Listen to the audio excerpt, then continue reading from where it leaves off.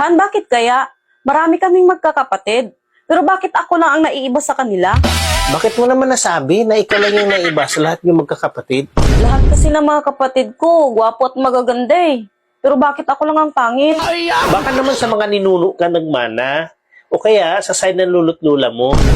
Hindi eh. Kasi gwapo at magaganda rin yung lula't lulo ko eh. Hindi mo ba natanong sa kanila kung kanino ka nagmana?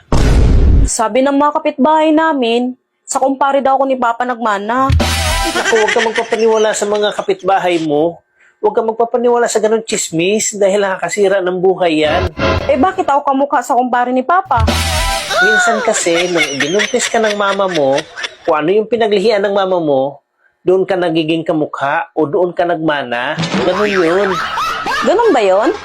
Bak mo alam? Kasi yun yung kasabihan ng mga matatanda. Ngayon, naliliwanagan na isip ko dahil sa'yo. Pero ikaw, saan ka pinaglihi? Ako? Nakakatuwa nga eh. Kasi nung binuntis daw ako ng mama ko, ang gusto ng mama ko, lagi nakadukot sa brief ng papa ko.